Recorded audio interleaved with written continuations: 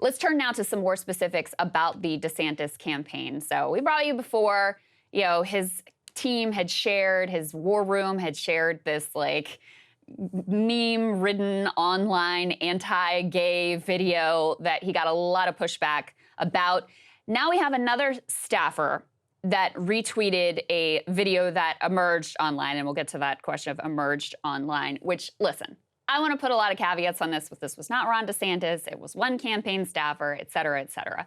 But go ahead and start running the video. It's got a lot of the same vibes as the other video that got a lot of pushback, except the cherry on top of this one is this imagery right here, which is just blatant Nazi imagery. This is a Nazi symbol that, by the way, we're going to get totally dinged on YouTube. Yes, so, this video, RIP. But anyway, you might see this on some of the patches in the Azov battalion, for example. Seriously, that's where I've seen it most recently. No, you're right. Yeah. And so the fact that you have a staffer who, is so enmeshed in these online worlds that the best thing you could say about it is he just sort of like accidentally retweets some Nazi imagery, I think is indicative of the issue that not only DeSantis, but apparently the team that he's cultivated is just way too online, way too deep down these rabbit holes, and this creates yet another, distraction and issue for Ron DeSantis. Yeah, and look, let's explain, I think, why we're even focusing on said video. It's not like we just randomly plucked it. Guys, can we go and put A8 there up on the screen? In that video that you referenced that was attacking Trump and saying that DeSantis himself was like the most anti-drag queen candidate, I guess, that exists. The DeSantis aide had originally produced that video that we were discussing internally, passing it off to an outside supporter to then post it first to make it appear as if it was generated independently. And remember, there was a lot of speculation about that video, which was shared by the DeSantis War Room account and which received quite a bit of scrutiny, I guess we could say nicely. That video, it turns out, was actually produced in-house and then farmed out to someone else. So then, of course, we have to raise the question of anytime we see some of these videos, which are then RT'd by campaign staffers made to, almost make happen organic or fake organically, did that come from inside of the campaign if they're literally cutting some of these things in-house? Part of the reason why we're having some speculation around this, and I do think it fits very neatly, Krystal, with the point that you were making around the voters he specifically he's targeting to try to win over from Trump are exactly the type of people who don't want to be near anything like this. Yeah, it's just he completely, I think, misread the reasons for his victory in Florida. I think that there is a lot of online energy around anti-trans bills and legislation and issues and whatever in the online right. But, when you look at the polling of the broader Republican base, they're still like, you know what? I'm concerned about the economy and I want you to be able to beat Joe Biden. So the things that actually made him successful in Florida was some of the areas where he was actually a little bit heterodox, like raising teacher salaries, for example, and where he appeared and where he made the right bet, too, by the way, on COVID, and that fed into an economic argument. Now, you can't just rest on your laurels on that, though, forever. You have to have an affirmative, forward-looking economic vision at a time when everybody's really more or less moved on from COVID. So I think he really misread his election victory. I think a lot of Republicans misread his victory and also, the victory of Glenn Youngkin in Virginia, which again was read as an endorsement of, hey, let's lean into anti-CRT, let's lean into anti-trans, when, that was a time when schools were still shut in a lot of places in Virginia. And Glenn Youngkin was the guy that was like, I'm going to get your kids back to school and make sure that they are able to stay there, which was a huge material impact on Virginia parents' lives. So to me, the midterm results and the fact that Republicans leaned so heavily into those issues and came up with, really historically poor results, given the hand that they were dealt, was a repudiation of going so hard into those issues. As a thing on the side, the way DeSantis played it in Florida was like, this is about parental choice. That was relatively popular. Again, I had all kinds of disagreements, but framing it in that more moderate way, that actually landed.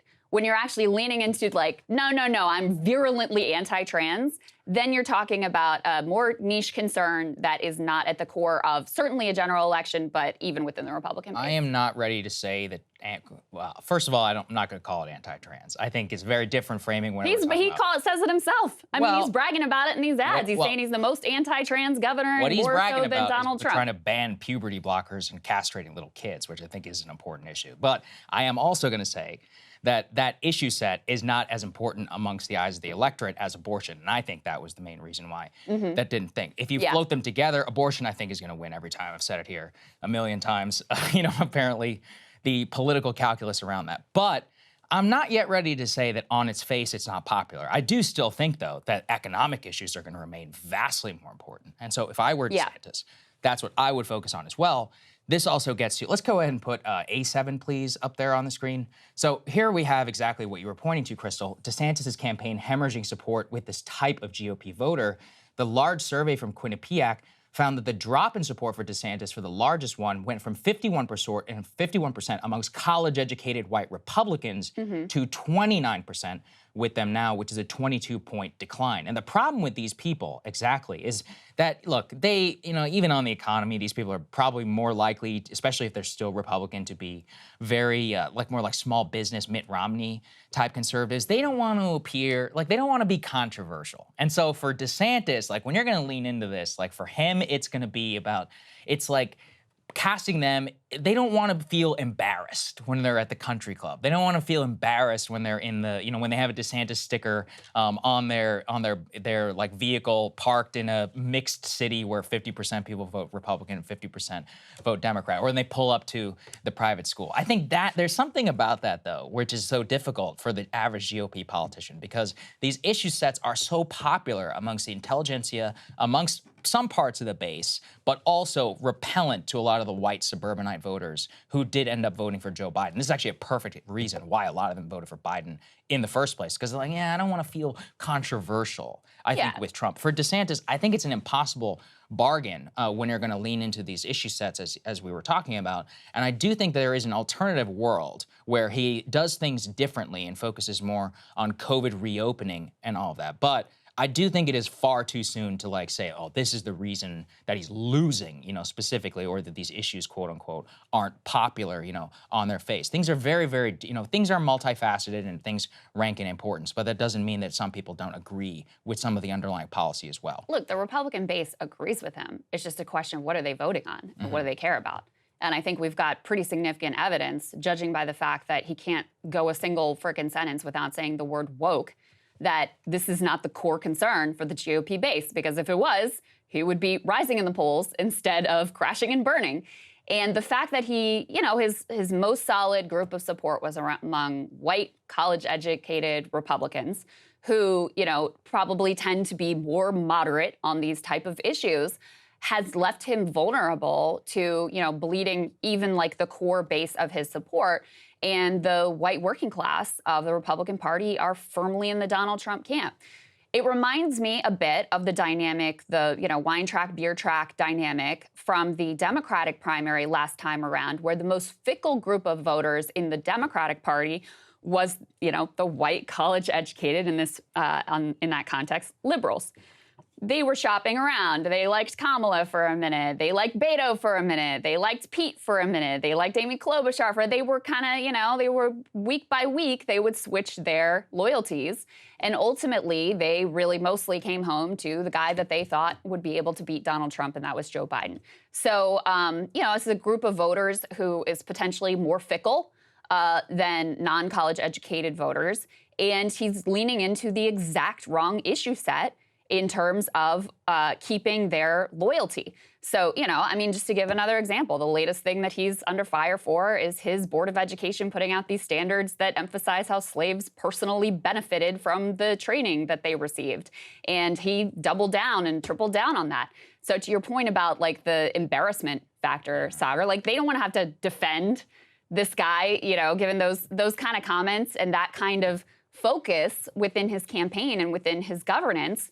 So even among, the people who were the most core part of his support, and it's not just in that one poll, the piece that we put up on the screen cites multiple polls that have found him just collapsing among what used to be his strongest demographic.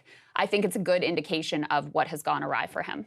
Yeah, and I don't know. I get very annoyed by these. Everyone wants to point out like the curricula problems and anti-CRT stuff, but apparently discussing what's actually in CRT education. Oh, I and think all we've that. had quite a discussion about it.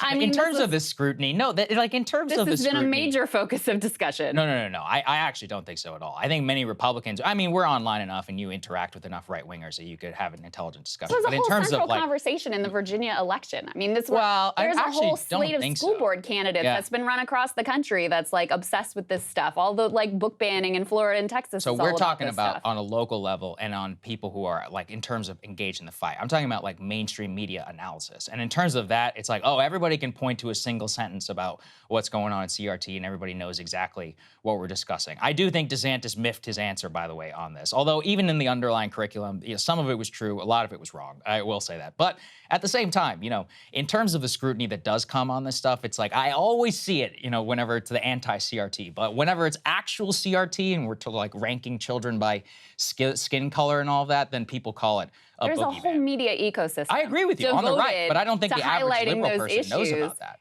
And here's the other thing is, I think if you are developing a curriculum that intentionally downplays the harms of slavery, I think that's a legitimate topic of discussion, personally. Well, I mean, I don't think he downplayed slavery. I think we're talking about a single sentence in a textbook by the Florida benefit of by the Florida Board of Education. This is not the only instance where there's an effort to be like, yeah, I mean, slavery's bad. But everyone around the world was doing it. By the way, did you know there were some white people enslaved? And let's talk about the white indentured servants. And, let me go ahead and double down on the idea that slaves personally benefit. So I think it's a legitimate critique. Well, the first part of what you said is true. If you don't agree that this is a legitimate critique, you have to know that the media is, of course, going to seize on a line in the curriculum that's like, slaves actually had it pretty good, so don't worry about it, guys. It was all fine.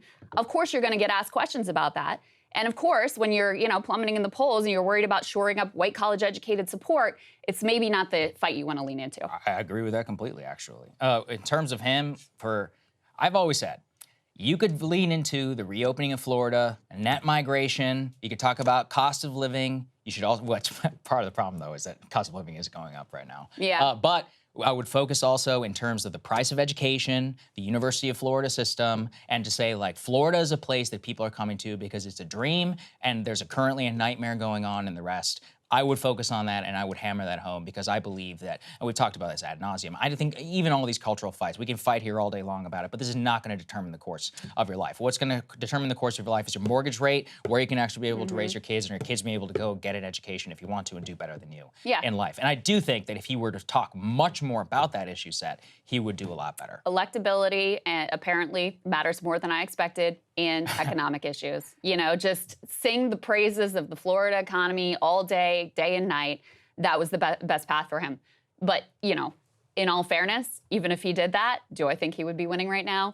No, I do not.